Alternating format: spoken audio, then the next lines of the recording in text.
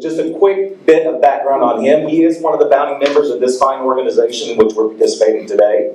He's a secular activist and blogger, a social commentator, co-host for Dogma Debate Radio, which is an awesome program. If you guys have not listened, check it out. He's an organizer for Black Nonbelievers of Dallas, and he is the chair of the DFW Coalition of Reasons Diversity Council. And he's going to talk to us about 10 lessons on masculinity he learned from raising daughters, which I can relate. Mr. Alix Jules.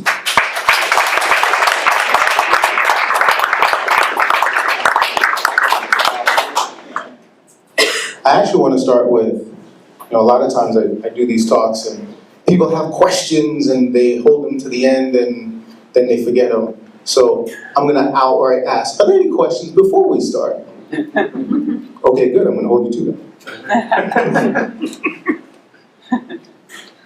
I'm going to read a little something first. That noxious scent separating me from my daughters was my manhood, bursting with ego and rotting with decay from an unknowable distance between us. I learned that the rules of masculinity, once protecting me from a violent world, also kept me from healthy relationships with them. How much more would I sacrifice? All right, so feelings actually suck when you're a guy. I don't know if you guys know it, especially when you discover that you have them. Discovering so many emotional germs or cooties can be really traumatic. Growing up in Brooklyn, my idea of a safe space was a gun-free zone. So the idea of providing a caring, nurturing space to raise girls or children in was actually kind of difficult. It was new. I grew up with music that was laced with language reinforcing bigotry, misogyny, homophobia, faux bravado, and black female disposability.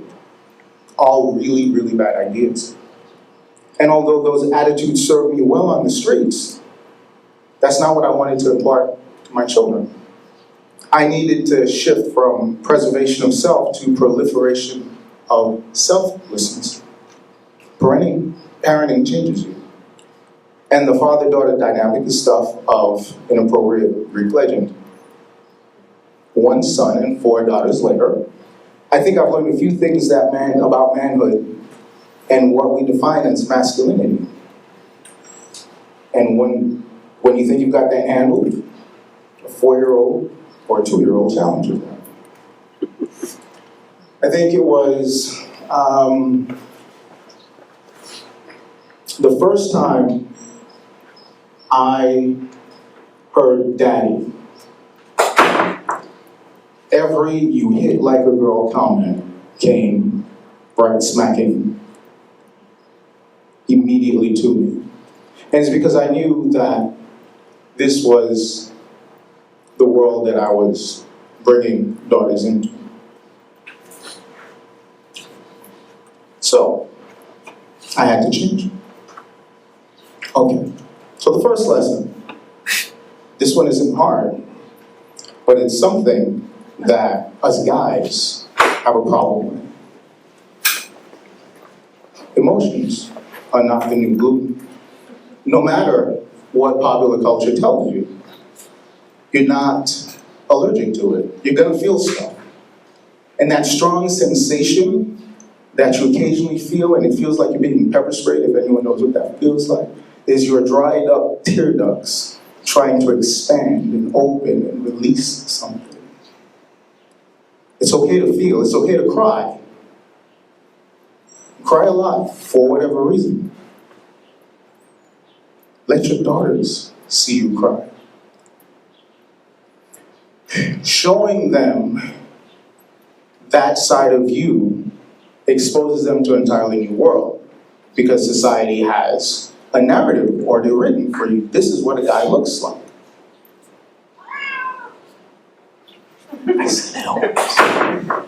It's okay, I'll do it. Excuse me. And it's okay to look at children for support. Don't let them be your crutch, obviously. But I remember my grandmother's funeral, and it's probably the most traumatic, or one of the most traumatic times of my life. And no matter what anyone said to me to try and console me. It really wasn't working. It is nothing, absolutely nothing. My grandmother raised me. My mother was there, but my grandmother was present. And it was amazing to me that in my most heartfelt moment of grief, the one little tiny voice that came up to me and said that it's going to be okay was the only voice that made me feel any better.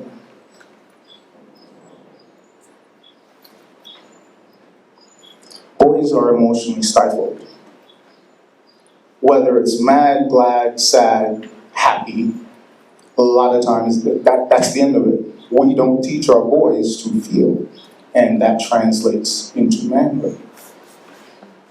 And that can be really problematic, especially when we start talking about emotional education and healthy relationships.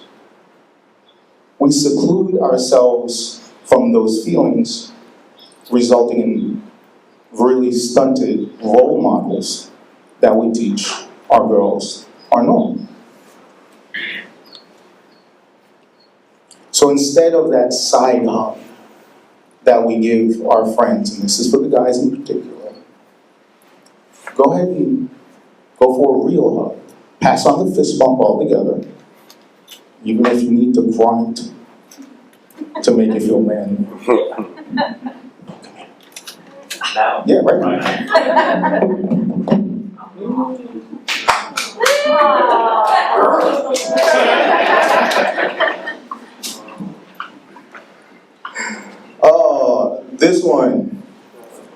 This one is difficult. Don't be a knight, but help with their armor. Watching children struggle is hard. It's difficult. And for me, at least, the first thing I wanted to do was run in and help. When I see my daughters failing, when I see my son in trouble, the very first thing I want to do is step in, jump in, and help. Okay, it took me a while to figure this out. Every cry, every tear isn't a cry for me to rescue them. Watching children struggle is hard, but it's part of learning. It's part of the process. The desire to save them, of course, is normal. It's, especially for these guys, it's part of the primal patriarchal protector image that we have. Daddy to the rescues. Daddy to the rescue for damsels in distress. And it's okay to kind of do that, except, when you look at the vulnerability aspect, yes, absolutely, you want your children to be vulnerable and expect and be able to handle and ask for help. That's great. But if you continually reinforce victimhood or the need or necessity to be saved, is that really what you want to propagate? Okay, so after about 4 years, I think it's, about 2.5, 3 years. This is my little one, or one of my little ones. This is Amara, and she's my little hero. She really is. She has extraordinarily terrible anxiety when it comes to social environments. At home, she's fine, she's a butterfly. So years of getting her on stage and having this, we're at the Spanish schoolhouse, and every year they do 2 programs. They'll do a Christmas program, they'll do an end of year program. Every year, Amara, are you gonna do this? Yes, I'm gonna do this. Are you sure you wanna do this? Yes, I'm sure you're gonna do this. You're all practiced up and you're ready to go. I'm so ready. She walks up there and turns around and everyone's doing everything and she's frozen, crying. And every year, what I want to do is get up, jump over everybody else. She's looking dead at me or her mom, and she's looking at me like, "You're betraying me. Why are you leaving me out here? Daddy, help." And it's difficult to just let the child do that. And every time, do you want to do this? Yes, I'm going to do this. I'm going to get over it. I'm going to do this. She did. So this was just a couple of days ago, actually.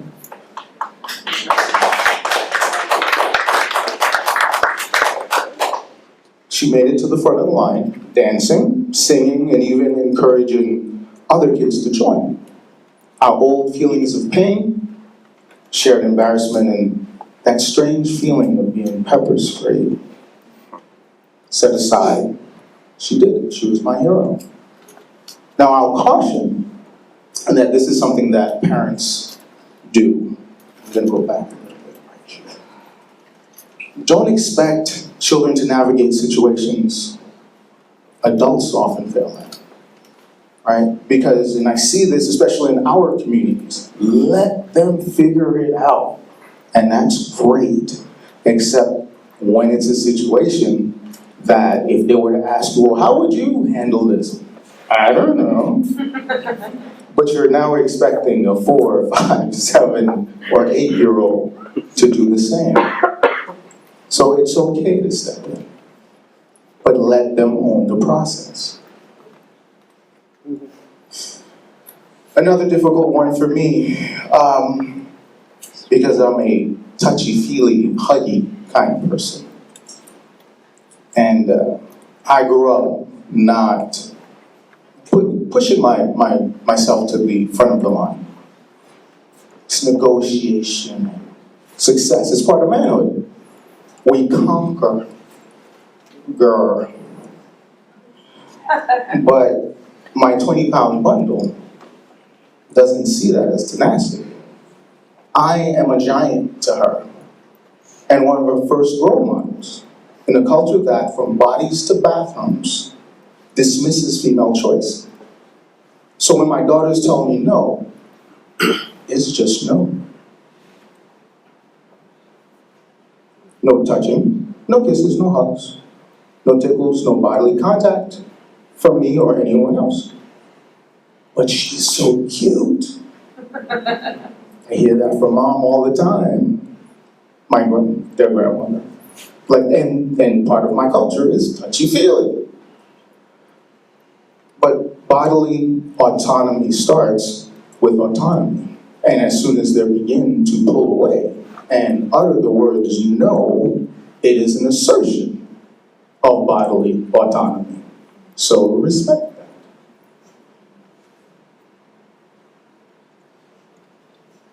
All right, so this tends to be a holdback, I think, from Christianity. You're not the daddy defender of the vagina, so put down the cake. Remember that your daughter's value once increased the trade or the sell. On principle alone, I have a problem with trading or selling women or anyone, period. Openly talking to your daughters about sex is uncomfortable. It is, however, a better long-term strategy. Getting past that awkward phase does take work. If you need to start with a discussion about the pill, do that, because guys and daughters get really freaky when it comes to the phallus. So if you are talking to your daughter about sex, the idea of a condom can be really uncomfortable for a guy. Yes, you should absolutely get over it. And there are benefits to this. The first one being, if they let you in and they let you see what's going on in the back, and a lot of guys never see what's going on in their daughters' relationships, you might be able to provide some valuable insight that no one else can. What does a healthy relationship look like? I mean, we keep talking about modeling the daddy-daughter relationship, and we see that in psychology played out over and over and over again. But what if you see that this is going to possibly be an abusive relationship? Well, if you're not in, you can't see that. Now, of course, you have to be invited in. You can't invite yourself in. So respect their boundaries. Again, it's about autonomy.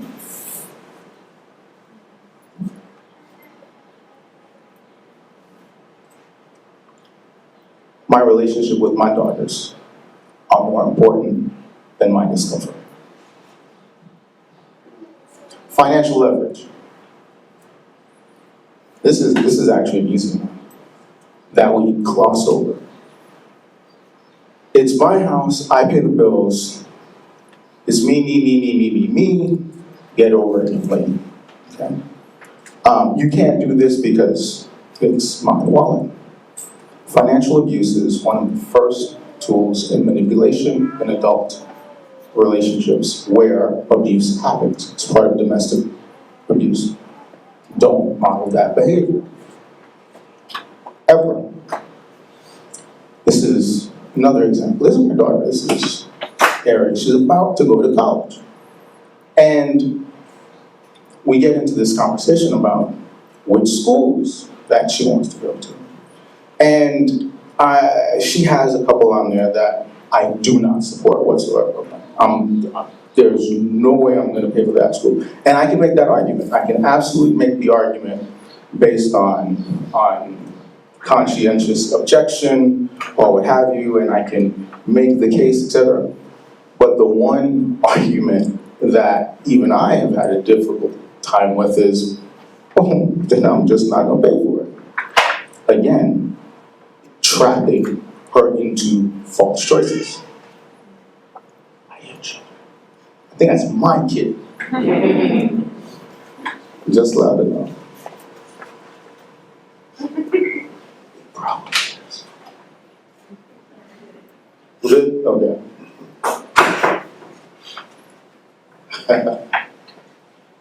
Okay.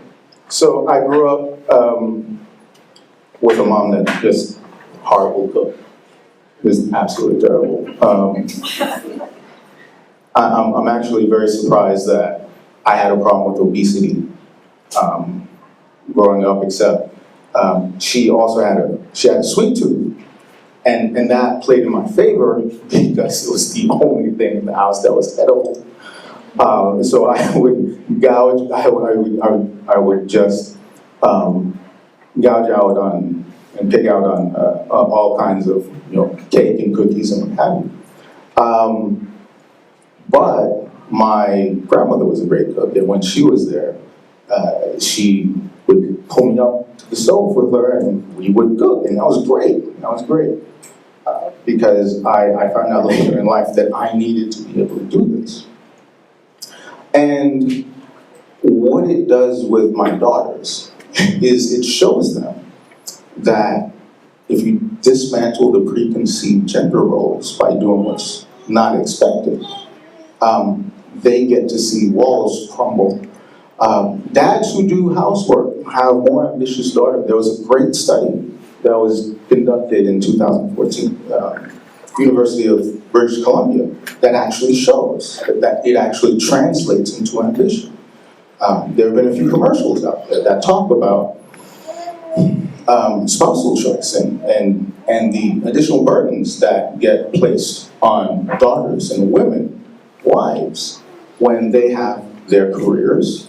Then there's the expectation of rearing the children, and the expectation of housework, and the expectation of everything else, and they get no help. That's a cycle that continues to be recurrent in society.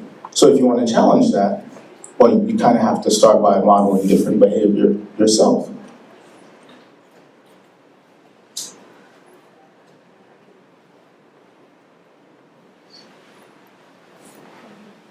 Let them try on different hats. Do you remember this picture? Mm-hmm. That's not my hat, because I don't own a straw hat of any. The first time I heard someone tell my daughter, "You can't do that because you're a girl," resulted in a clapback heard around the park. What do you mean she can't do that? She can do whatever she chooses. I bet she can't pee standing up. Will you show him differently, please? It was messy. Yes, if I can do it, she could do it. But I also found out that if she could do it, I could do it too. Again, talking about breaking down what the social norms are in terms of gender roles. And if she saw me doing it, then she could do anything. Because to a child, daddies and mommies are bigger than the roles defined by society.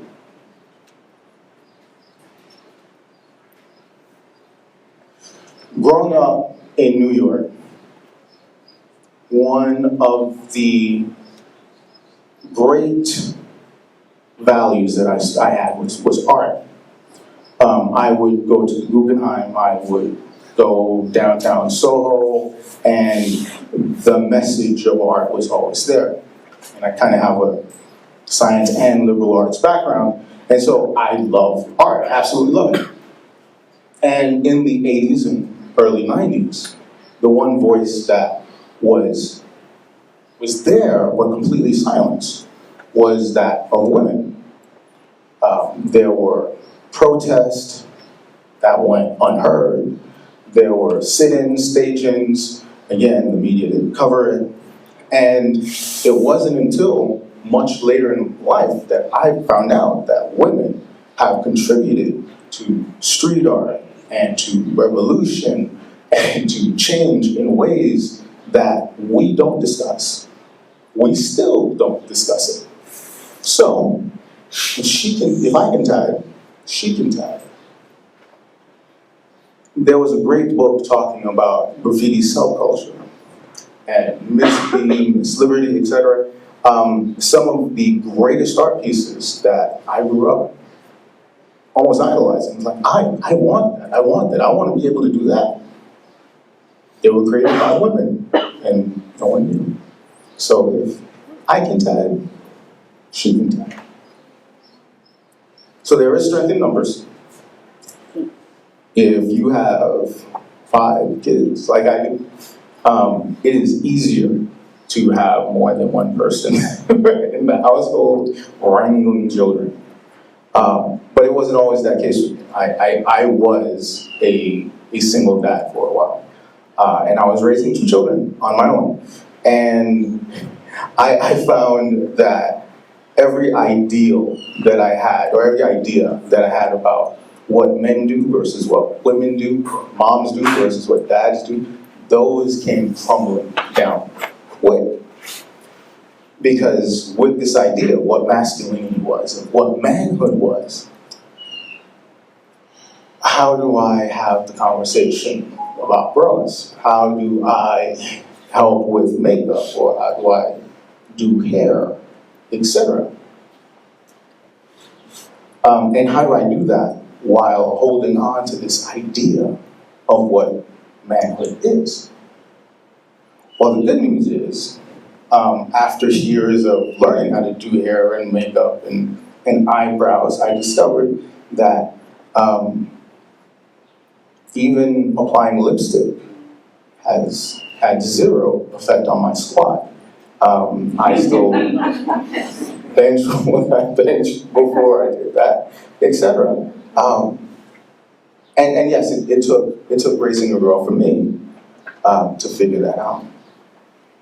I think the first time that my daughter put a wig on my head, it's like, oh yeah, I'm gonna rock this at the gym, just because.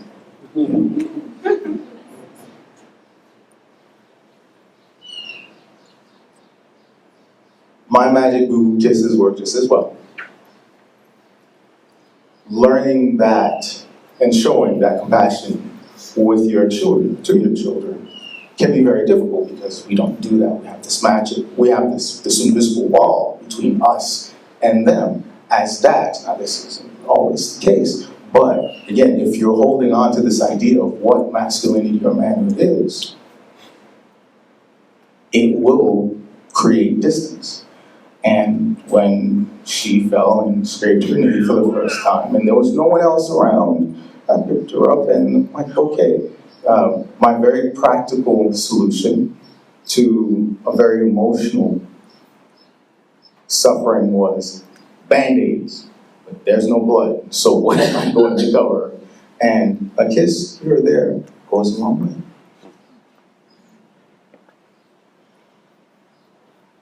Okay. This one is a little controversial because if you spend time reading the studies that are out there, you will be told that selfies are a bad thing. They are indicative of sociopathy and narcissism. And it's true in men. You know what else does the same thing? Mirrors. So I took a look at 3 of the studies that showed that, and of course, this is one of those bad, journalism does science really badly, and so you'll see all of these things get just pushed out in media over and over and over again. Selfies are bad, selfies are bad. Even you're not down with the selfies.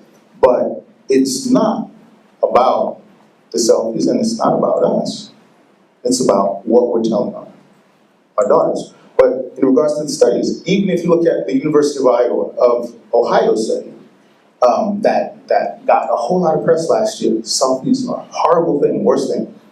There's a European one as well. It only studied men from 18 to 40. And yet this is the narrative that gets pushed out in society, and so we adopt that. And selfies are bad. We dismiss our daughters, our girls' ability to self-express. And we dismiss them as narcissistic material tendencies reflecting an unfettered electronic world. Obsessed, self-obsessed. Our girls are too fat or too skinny, wrong color eyes, wrong color skin, too ethnic, not girly enough, not genetically girly enough, to anything that doesn't make the scrutinizer feel better about themselves or their standards. In other instances, it's other parents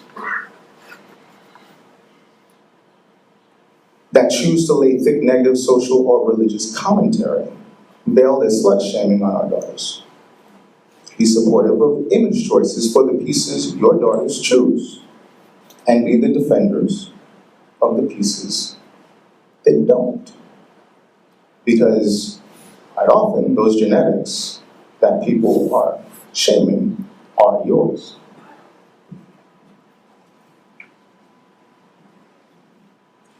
Words matter. My mom has this amazing ability. Did you put on a few pounds over the holidays? And just like that, I'll start fasting about an hour after the comment. As adults, we learn in our therapy sessions that we spend much of our lives dealing with the crap our parents did to us or what they said. And I don't blame them. I'm doing it with my kids too. We have our limitations. I could probably spend about another hour or write a book, citing examples of bad language that produce harm in children. And of course, I get accused of policing language and tone, but these are our children that we're talking about. If words don't matter, try calling your daughter in the middle of a conversation or argument and see if that doesn't have lasting impact. I don't recommend it. But the one violent word I'd like to address is the one that keeps us in this disgusting cycle. And the first one is emasculation. The word engenders fear in men almost as quickly as castration. Not manly or manly enough.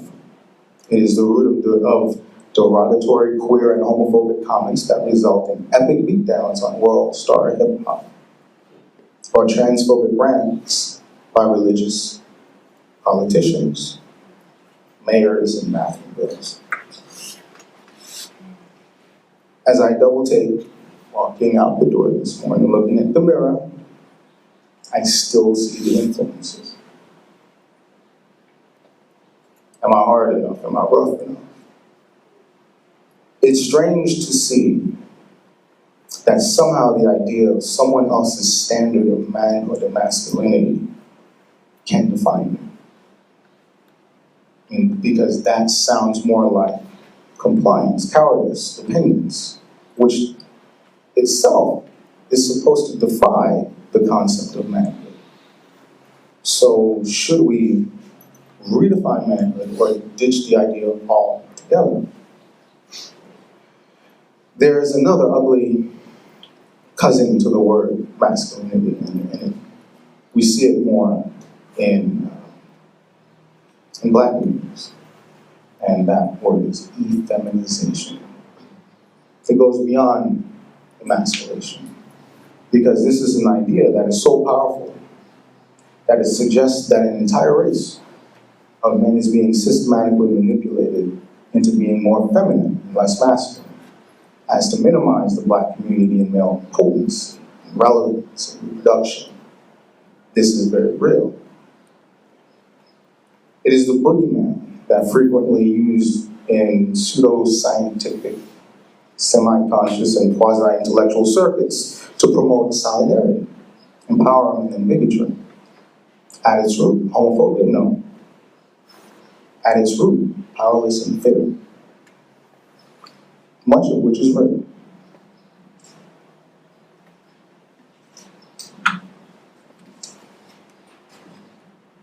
So, you really have to learn to take hold of who you define as you.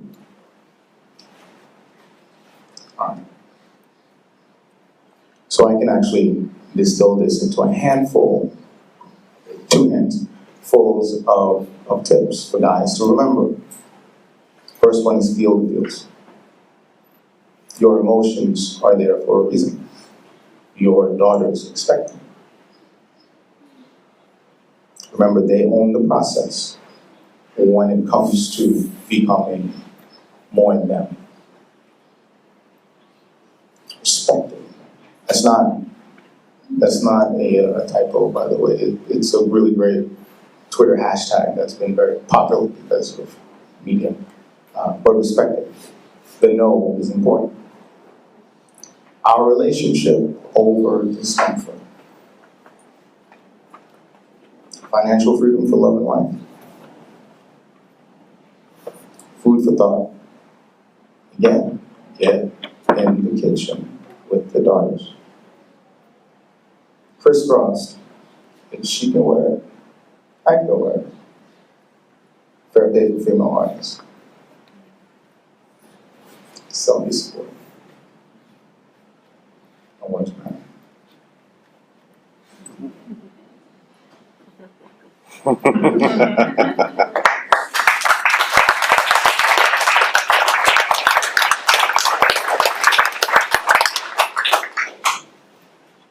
We have time for questions. So, Amy. So, how I do this, just ask a question, I'll introduce myself, or like Whatever you want. okay, so I have a question for you in regards to, you have a daughter that's on her way to college. Yes. Which means that I imagine that she's, at least has the ideal of relationships. So, because we live in a patriarchal society and you promote equality and things of that nature for your daughter, if she happens to enter a relationship with an individual that does not have those ideals, what ideas can you provide to help her tackle those things to bring the ideal of gender equality and things to her mate who may not have had the same enlightening upbringing that she has had? That's actually, we've dealt with that. We've dealt with that. And what it winds up being is that relationship is not going to last. Just outright. It's just not. Because it plays itself out in the relationship. Yeah. Questions?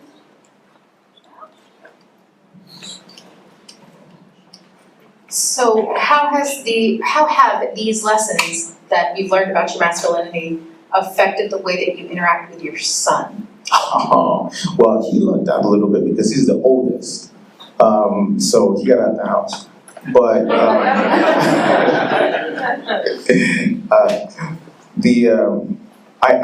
I know that I treat my son differently. Because I am more cognizant of trying to make sure that he's the kind of person that I would be okay with another person's daughter being with, right? Because we tend to focus a lot on our girls, and it's like, oh, you gotta be loving, you gotta be caring, you gotta do this, and then we also blame them for everything else, including things that aren't in their control. So if you really wanna have or impact change, you really need to start with your sons, right? Better sons make better fathers, better mates, etc., etc., etc.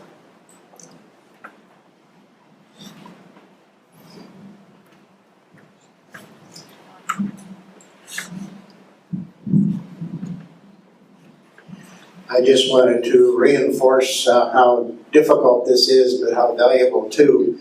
When our daughter was about 4 years old, we had really worked hard to try to keep down the feminism stuff. And we had even found her a female pediatrician. And she saw Dan working around the house and that sort of stuff. And I remember one day she was playing with her dolls. And she said, "Will you play with me?" And I said, "Sure.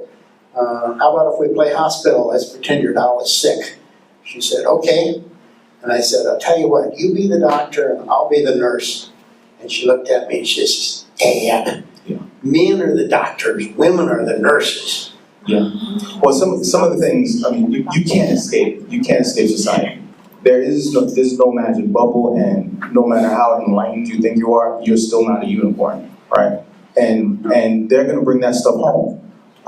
You know what? Even if they didn't or weren't exposed to it outright, picking it up with their peers, etc., they're going to pick it up from media. There are very subtle cues that we are, especially between the ages of 1 and 7, that we're very adept at picking up, and they really do help shape our identity. So they're going to pick it up. It's how you react to it, which can have a big impact. Yes. So I'm raising 3 boys, and as you're talking, I'm thinking I really need the equal and opposite lesson. What are mothers doing to their sons that are creating, or at least reinforcing these social ideas of masculinity that are false? I am working on a piece that's called Okay. that. Well, I need that So one. yeah, this is actually this is a piece. This entire idea is part of the Bad Parenting series and it's actually a play on words. It's bad because it's on Patheos, I write for Patheos, on the graffiti wall, with Sarah and Neil and several of the other atheist bloggers. And bad is Black atheist dad parenting, so bad. And there are going to be about 10 articles that are released covering some of these very specific issues. I know that Dale McGowan, my editor, of course, has written several pieces and several books on atheist parenting, but he doesn't go into these types of issues. And so that was like, hey, Dale, would be cool if I go for it. So there'll be about a series of 10. And this particular one you can find on Patheos, and it's Masculine Detox. And then I think next month it'll be on Time Magazine online as well. Any other questions?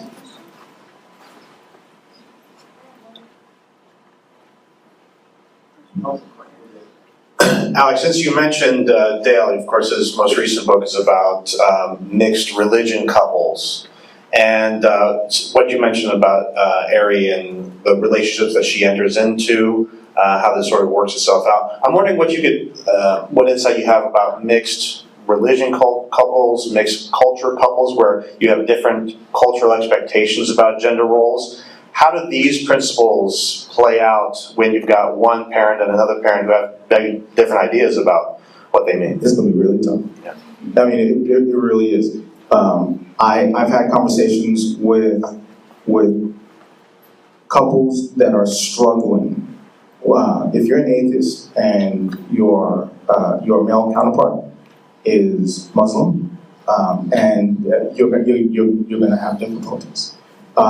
They get magnified almost tenfold when it's religious, because this isn't just how it's played out on the stage. This is more of who you are, right? Because certain cultures do identify a certain way, and as soon as you start to pull away from that, you're no longer part of that in-group, and you grew up. I mean, imagine being a Muslim raised in the Middle East or in Africa, Western Africa.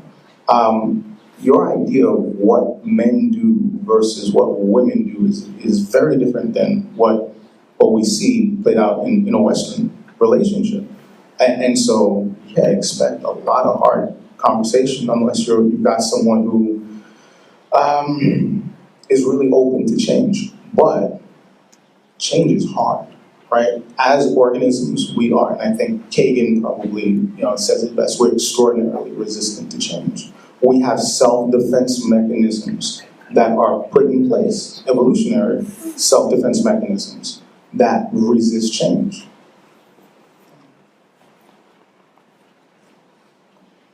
Yes. So I grew up in a household of about eight women raised me, aunts and my grandmother. Very strong, opinionated. I don't want to say feminists because I don't even know if they felt that way. They just had opinions, and they always taught me to question myself and always taught me how to respect, and same with all my other female cousins. But yet, it's still very hard. I don't know if y'all heard about that joke about a man who's just been in an accident with his son, and he goes to the hospital and alright, let me read it, sorry. The man that's just been in an accident with his son and is killed, and the son survives and is taken to the hospital, but when the surgeon comes in, and they say they can't operate on the surgeon, who's the surgeon? And it's pretty much everybody thinks it's the dad. He's the doctor, but it's not, it's the mom. And when I remember hearing that first, it was on the Cosby Show, I was young. Yeah. And I don't know if y'all look it up. It's a very good quote where it makes you think that almost everybody always just assumed it was the dad who was the surgeon and not the mom. And I remember thinking, oh, it's the dad, because the doctor's dad. Then no matter how much I was raised with these strong, opinionated women who taught me how to be that way now, I still, when you hear something, you immediately think it's a man. And now I have 3 daughters and a sister. What do I do to ensure that they don't immediately assume it's the man? And, because I treat them the way I was treated when I was younger. And yet, I still, if I hear something, without even thinking, I think, oh, that has to be a man. Say they, it's not, it's a woman. What do I do so my daughters won't think that? Move. Okay.